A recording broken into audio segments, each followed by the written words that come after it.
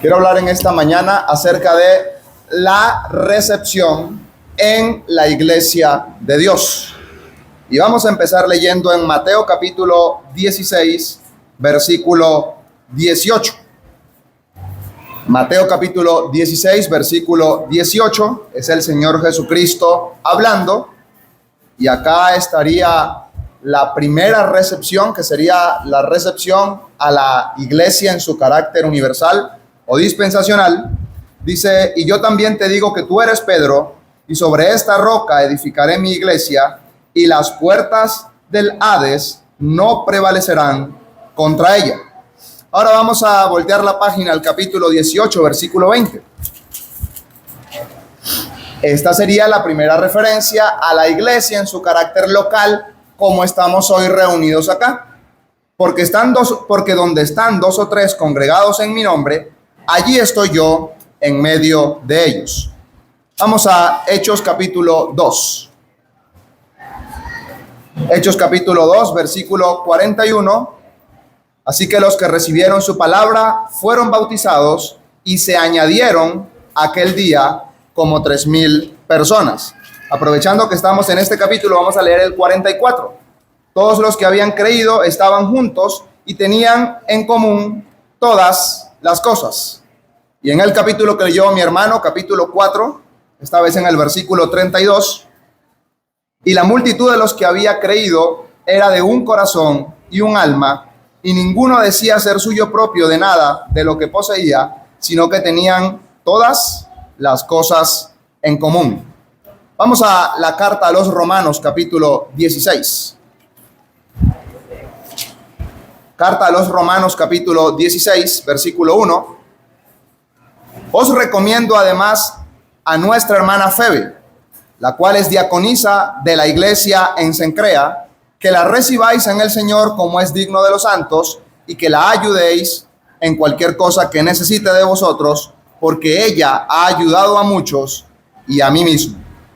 Capítulo 15, versículo 7. Vamos a aprovechar que estamos acá cerca. 15:7. Por tanto, recibíos los unos a los otros, como también Cristo nos recibió, para gloria de Dios. Pasamos a la segunda carta a los Corintios, capítulo 2, versículo 5. Segunda carta a los Corintios, capítulo 2, versículo 5. Pero si alguno me ha causado tristeza, no me la ha causado a mí solo, sino en cierto modo, por no exagerar, a todos vosotros. Le basta a tal persona esta reprensión hecha por muchos. Así que, al contrario, vosotros más bien debéis perdonarle y consolarle, para que no sea consumido de demasiada tristeza. Por lo cual os ruego que confirméis el amor para con él, porque también para este fin os escribí, para tener la prueba de si vosotros sois obedientes en todo. Y al que vosotros perdonáis, yo también, porque también yo lo he perdonado. Si algo he perdonado, por vosotros lo he hecho en presencia de Cristo, para que Satanás no gane ventaja alguna sobre nosotros, pues no ignoramos sus maquinaciones. Una referencia en la segunda carta a Timoteo, capítulo 4, versículo 11. Segunda carta a Timoteo, capítulo 4, versículo 11, dice: solo Lucas está conmigo, toma a Marcos y tráele contigo, porque me es útil para el ministerio. Y quiero terminar en la segunda carta de Juan. Segunda carta de Juan, versículo 9, dice: cualquiera que se extravía y no persevera en la doctrina de Cristo no tiene a Dios. Y el que persevera en la doctrina de Cristo, ese sí tiene al Padre y al Hijo.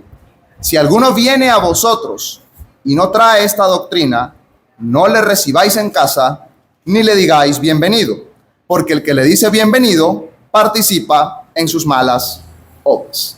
Ahora bien, tengo por delante hablar de cómo una persona es recibida en la iglesia. Y en primer lugar, nosotros tenemos que hacer una conceptualización de que una cosa es la iglesia en su carácter universal, general, dispensacional, y otra cosa es la iglesia en su carácter local. lo que corresponde a una iglesia en determinada localidad y en determinado tiempo histórico. Para entrar a formar parte de la iglesia en su carácter universal, la que Cristo va a venir a buscar cuando venga a las nubes, hay que creer en el Señor Jesucristo y hay que arrepentirse de los pecados. En el momento en que la persona se arrepiente de sus pecados y cree en el Señor Jesucristo, en ese mismo instante es recibido como miembro de la iglesia que Dios vino a buscar, como miembro de aquel que es parte de la esposa del Cordero, que Cristo va a venir por él. Ahora, esta membresía en la iglesia universal no tiene de ninguna manera forma en que se pueda revocar. Es decir, una vez una persona ha creído en Cristo como su Salvador, no se pierde.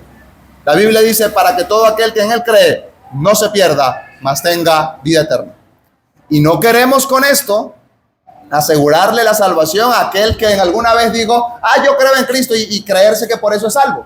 Segunda de Corintios capítulo 13, versículo 5 dice, examinaos a vosotros mismos si estáis en la fe. Probaos a vosotros mismos a menos que estéis reprobados. Es decir, el verdadero creyente es salvo para siempre. Pero el que se hizo la idea de que era creyente, pero no lo era, pues tiene que revisar su corazón para buscar a Dios con sinceridad y llegar a ser salvo para siempre por la fe en Cristo Jesús. Ahora bien, un verdadero creyente no se pierde nunca.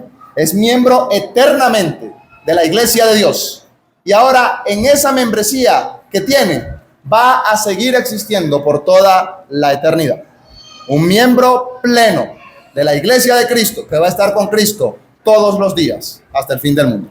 Ahora bien, en la iglesia local, la reunión de creyentes en un lugar y en un contexto histórico determinado, Dios ha diseñado en el Nuevo Testamento la manera en que una persona puede ser parte, puede ser miembro de esa iglesia. Y la iglesia local, a diferencia de la iglesia universal, que las puertas del Hades no prevalecerán contra ella, una iglesia local sí se puede acabar. Puede tener punto de inicio y puede tener punto de fin. ¿Y cuántas veces colocamos los ejemplos? ¿Dónde está la asamblea en Éfeso? ¿Dónde está la asamblea en Filipos? ¿Dónde está la asamblea en Colosas? Hoy en día no existe. Una iglesia puede tener un ciclo de vida que nace, que crece, que fructifica, pero que podría llegar a su término, a su muerte. Que no es el plan de Dios, que debería la iglesia llegar hasta el día en que Cristo venga por su iglesia. Claro que sí. Y ese debería ser el reto de cada uno de nosotros. Mantenernos fieles hasta ese momento que Él venga. Pero ahora bien, ¿cómo hace una persona para entrar a ser miembro de una iglesia local? Lo hemos leído en Hechos capítulo 2, versículo 41. Los que recibieron su palabra, con esa expresión está diciendo los que fueron salvos y ya tienen garantizada su membresía en la iglesia universal para la eternidad. Pero los que recibieron su palabra fueron bautizados y se añadieron aquel día como 3,000 personas. El creyente en Cristo que desea ser miembro de una iglesia local debe ser bautizado. Y luego de ser bautizado tiene que pasar por la experiencia en que sea añadido a la membresía, a la comunión de la iglesia local. Y esa es la manera general que Dios ha establecido para que un legítimo creyente pueda ser parte de una iglesia que se congrega al nombre de Cristo en una localidad. Necesariamente tiene que ser bautizado, como lo ha establecido el Señor Jesucristo, en el nombre de Jesús, como Él lo dijo, en el nombre del Padre y del Hijo y del Espíritu Santo. Y algo muy curioso que encuentro en el Nuevo Testamento es que no encuentro ningún creyente en la época de la iglesia que no haya pasado por el proceso del bautismo y de ser añadido a la comunión de una asamblea. Por lo tanto, si usted es creyente que genuinamente ha recibido a Cristo en su corazón, pero no ha pasado por el paso de obediencia del bautismo y no ha sido añadido a la comunión de la asamblea, queremos animarlo y queremos invitarlo a cumplir los mandamientos del Señor, porque no encontramos en el Nuevo Testamento un creyente que ande como agente libre, siendo miembro de la iglesia universal, pero sin ser miembro de una iglesia local. Eso en primer lugar. Entra a la comunión una persona que, habiendo dado testimonio de su fe en Cristo Jesús por medio del bautismo, es recibida a la comunión de la iglesia. Ahora bien, hay otras maneras que una persona puede entrar a la comunión, pero evidentemente siendo ya bautizado, habiendo dado testimonio público de su fe en Cristo Jesús. Y tengo por delante pensar en la carta de recomendación. En mi caso particular he sido recibido en esta iglesia por una carta de recomendación que elaboró otra iglesia.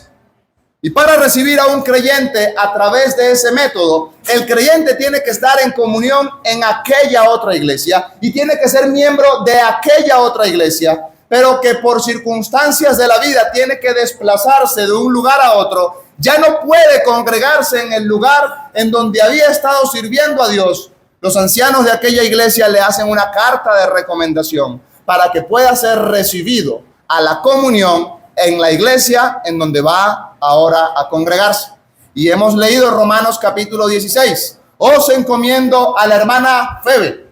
Ella es diaconisa en la iglesia en Cencrea. Su iglesia era Cencrea. Por motivos de la vida se muda a Roma y tiene que congregarse. Y se va con una carta de recomendación para ir a congregarse a Roma. Pasó con Onésimo. Onésimo se congregaba en Roma. Carta a Filemón. También carta a los colosenses. Y Onésimo va con una carta de recomendación a la asamblea en Colosas para que los colosenses supieran: este creyente se congrega en Roma, ahora se va a congregar con ustedes en Colosas.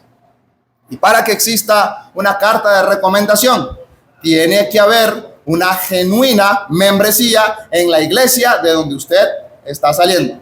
No es que, yo fui 2 veces a aquella iglesia y ahora quiero ser miembro de esta. No, tiene que estar como miembro pleno de la comunión de una asamblea para que la asamblea le pueda emitir la carta de recomendación para que aquella otra asamblea lo reciba en la comunión. Y no es recibir al hermano en una reunión de la asamblea, es recibir al hermano con todos los privilegios y con todas las responsabilidades que conlleva ser miembro de una iglesia local.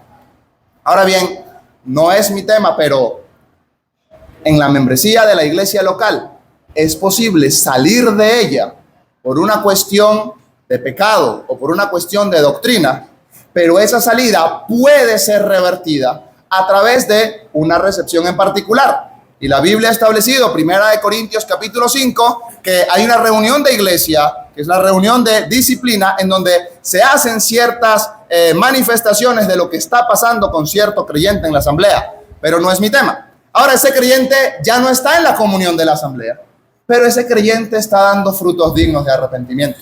Ese creyente ha pasado por una disciplina del Señor y ese creyente ha restaurado su vida con el Señor, y es evidente para todos que ese creyente necesita volver a la comunión de la asamblea, como dice 2 Corintios, para que no sea consumido de demasiada tristeza y para que Satanás no gane ventaja sobre ningún creyente.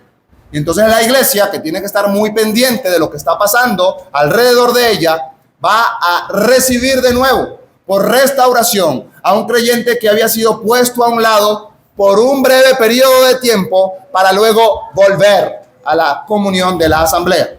Y vuelvo a decir otra cosa. En la Biblia nosotros no encontramos el caso de un creyente que se fue y más nunca volvió. Ese tipo de casos no lo encontramos. Más allá de Demas, que tenemos la interrogación si era creyente o no era creyente, porque nunca volvió, el caso de restauración que tenemos es el de 2 Corintios, que habiendo sido puesto fuera, el hermano restaura su vida y vuelve a la comunión de la asamblea. Y el pecado era escandaloso, porque él se había llevado a la mujer de su papá como su mujer a su casa. Y entre 1 Corintios y 2 Corintios, algunos comentaristas dicen que habría pasado 1 año. O sea, no fue mucho tiempo. 1 año se pasa así de rápido. Y en 1 año fue suficiente evidencia para que los corintios reconocieran: ese creyente está restaurado en su vida con el Señor y puede volver a la comunión de la asamblea. Pero ahora bien, esos serían los casos más comunes. El nuevo creyente que se bautiza y se es recibido a la comunión, la persona que se bautizó en otro lugar pero viene con una carta de recomendación, y la persona que ya habiendo sido bautizada tropieza en la vida cristiana pero restaura su vida y vuelve a la comunión de la asamblea. Y ahí terminaríamos muy felices todos, pero sabemos que la historia de la iglesia no termina con esos 3 apartados, que hay otros apartados producto de posiblemente nuestras propias dificultades al ser iglesia del Señor en esta época de gracia. Y la primera dificultad que tenemos es que hay creyentes que se van de la iglesia y no han hecho algo pecaminoso o que tengan problemas doctrinales, no, sencillamente dejaron de congregarse y no vinieron más. Y cuando vuelven, ¿cómo los recibimos a la comunión de la asamblea? Hemos leído en Romanos capítulo 15 que nosotros tenemos que recibir en el Señor a los creyentes, que debemos de tener, Hechos de los Apóstoles, todas las cosas en común. Estaba pensando en Santiago capítulo 5, versículo 19. Si alguno entre vosotros se ha extraviado de la verdad y alguno le hace volver, sepa que el que haga volver al pecador de su camino salvará de muerte un alma y cubrirá multitud de pecados. Se fue el creyente, no se congregó más. Y me recordaba en otra iglesia donde me congregué, llegó una hermana un buen día el domingo y dijo: yo fui bautizada y estuve en la comunión de una asamblea. ¿Hace cuánto tiempo fue eso? Hace 40 años. Pero llame a los hermanos, que yo soy creyente. Y llaman a los hermanos y resulta que los ancianos de hace 40 años no son los ancianos de hoy. Que la iglesia de hace 40 años no es la iglesia de hoy. Hermana, es que allá nadie la conoce. Los que la conocían hace 40 años ya se murieron. Entonces la hermana tuvo que dar testimonio de su fe y estuvo un periodo de tiempo sin poder participar de la cena del Señor, pero eventualmente la vida de ella reflejaba que era salva y fue recibida a la comunión de la asamblea porque tenía todas las cosas en común. Eso es un caso. Pero ahora, ¿qué pasa si viene un hermano genuino creyente que ha sido bautizado en el nombre del Padre, del Hijo y del Espíritu Santo, que ha aprendido lo que dice la palabra de Dios, pero que era de algún grupo denominacional, que tenía un nombre diferente? ¿Acaso no puede entrar a la comunión porque, no, ese era creyente de aquel lugar que se llamaban de esa manera? En realidad sí podemos recibirlo. Segunda de Juan dice que nosotros no debemos decir bienvenido a quien trae una doctrina diferente. Pero eso es verdad de un lado, pero también es verdad al lado contrario, que sí debemos recibir a una persona que sí trae esta doctrina y que sí está dispuesto a congregarse y a validar lo que una asamblea hace y practica. Recuerdo el caso de mi abuela. Mi abuela fue bautizada en una iglesia carismática, pentecostal, trinitaria. Y cuando ella quiso congregarse en la asamblea, desde el primer día que llegó, habló con los ancianos y dijo: estoy dejando esta iglesia por esta razón, quiero congregarme acá por esta razón y estoy dispuesta a esperar el tiempo que sea necesario. Los hermanos anunciaron esa eventualidad y mi abuela al poco tiempo fue recibida a la comunión de la asamblea. Algunos dicen que en su forma de cantar parece que nunca se le salió la iglesia pentecostal, pero es una hermana que respetó cómo se comportaba la iglesia del Señor durante su vida y ya con el Señor. Entonces, sí se puede recibir a un genuino creyente que venga de un grupo particular y de un grupo denominacional. Ahora bien, hay dos cosas que hay que poner enfoque. Y en primer lugar es que la iglesia tiene que estar pendiente de quienes van a ingresar a la comunión de la asamblea. ¿Por qué? Porque no solamente es que los ancianos reciben a esa persona, no. Es toda la membresía de la iglesia que recibe a esa persona y esa persona que va a ingresar es recibida por todos y ella recibe a todos en su corazón como miembros de la misma iglesia. En ese sentido, se anuncia, bueno, el hermano fulano ha pedido ser parte de la iglesia y la iglesia va a tener un tiempo para conocerle, para saludarle, para saber cómo piensa en relación a las cuestiones bíblicas de la palabra de Dios. Y si tenemos todas las cosas en común, pues el hermano debe ser recibido a la comunión en la asamblea. Si no tenemos todas las cosas en común, el hermano no debe ingresar a la comunión de la asamblea. Y quizás cuando esas cosas se hayan solucionado y arreglado, pues evidentemente debería entrar a la membresía de la asamblea. Pero ahora la asamblea tiene que estar pendiente. El hermano que no es parte de la iglesia, pero que se está congregando con la iglesia, también tiene que estar pendiente, porque ¿quién le pone el anhelo en el corazón? Es el Señor. Y ese hermano que ha recibido el anhelo en el corazón de parte del Señor, ya reuniéndose varios domingos con nosotros, viniendo entre semana, ya sabe, estos son los ancianos en la asamblea. Hermanos, yo quisiera una reunión con ustedes. Yo he creído en el Señor Jesucristo y yo quiero formar parte de la iglesia, yo quiero obedecer al Señor. Los hermanos pues hablarán con el creyente y dependiendo del contexto, pues la recomendación sería el bautismo, si no ha pasado por la experiencia del bautismo, o la recomendación sería una restauración para poder entrar a la comunión de la asamblea, o quizás ser recibido por el testimonio que ha manifestado en medio del pueblo del Señor. Pero el hermano que aspira a entrar a la comunión de la asamblea lo tiene que decir, lo tiene que hablar, no se puede quedar callado y no puede darle largas al asunto porque no tenemos en el Nuevo Testamento un creyente que esté desvinculado a una iglesia local. Ahora bien, relación a la asamblea. Y ya algunos me han escuchado con la misma historia una y otra vez, pero fue una historia para mí impresionante. En el año 2019, la iglesia en donde me congregaba, anunciaron a la hermana Elvia para ser bautizada. Y todos sabíamos que era una creyente con frutos dignos de arrepentimiento.